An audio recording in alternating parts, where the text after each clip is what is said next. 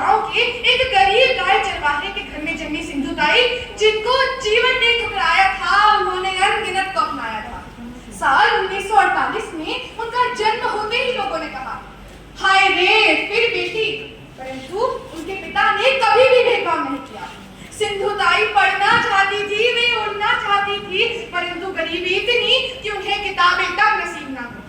चौथी कक्षा के खत्म होते ही जब 10 वर्ष की कोमल उम्र में जब उनके हाथों में किताबें होनी चाहिए थी, अब वहां मेहंदी थी।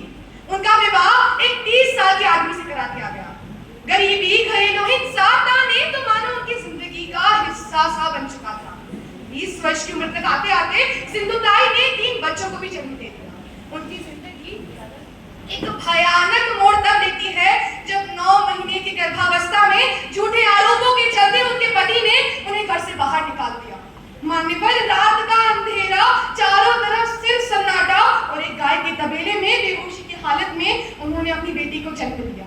पत्थर मार मार कर उन्होंने अपनी बेटी की गर्भनाल तोड़ी। उस समय मानो उन्हें ऐसा लगा जैसे उनकी जिंदगी वहीं खत्म हो जाएगी। अपनी 10 दिन की बेटी को लेकर वह रेलवे स्टेशन पर भीख मांगती और अपना गुजारा करती। एक दिन भीख ना मिलने पर उन्होंने शमशान घाट का खाना खाकर अपनी भूख मिटाई। परेशानियों से घिरी सिंधुताई के मन में अब जीने की इच्छा मर सी चुकी थी। जिस दिन उन्होंने अपने जीवन को अंत करने का निर्णय लिया, उस दिन अचानक से उन्हें भिखारी के चिल्लाने की आवाज आई, मैं मर रहा हूँ, मैं तड़प रहा हूँ, कोई मुझे पानी दे दो, मुझे प्यास लग रही है। सिंधुताई ने उसे पानी पिलाया, थोड़ा खाना खिलाया और उसके मुख पर प्रसन्नता देखकर उन्होंने सोचा कि अगर एक तड़पता व्यक्ति थोड़े से खाने से जी उठा तो मैं क्यों नहीं। यहाँ से शुरू हुई माई की कहानी। रेलवे स्टेशन पर जितने भी बच्चे भीख मांगते थे, उन्होंने उनकी मदद करना शुरू किया। एक एक कर उन्होंने 1500 से ज्यादा बच्चों को अपनाया। हाल कितना भी बदहाल हो, अगर दिल में जीने का ख्याल हो तो इंसान ना सिर्फ अपनी बल्कि दूसरों की जिंदगी में सुधार भी लेता है। दुनिया की भीड़ से बचने के लिए, लोगों की क्रुद्ध निगाहों से बचने के लिए वे शमशान का सहारा लेते हैं। रोटी चूल्हे में सेके या चिता में किसी भी बच्चे को कभी भूखा ना सोने देते।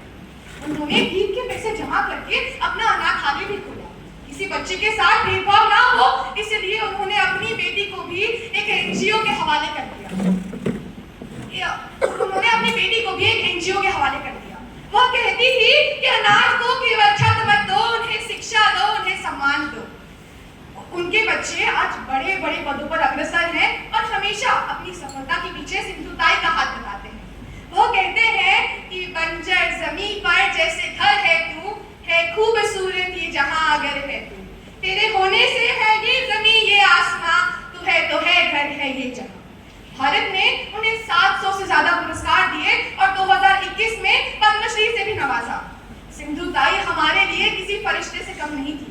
भारतवर्ष उनके योगदान का सम्मान करता है, उन्हें सलाम करता है। आज उनके जाने के बाद मैं बस इतना ही सोचती हूँ कि शायद सूरज थी वे जो खुद जलकर भी देती थी रोशनी और हर रात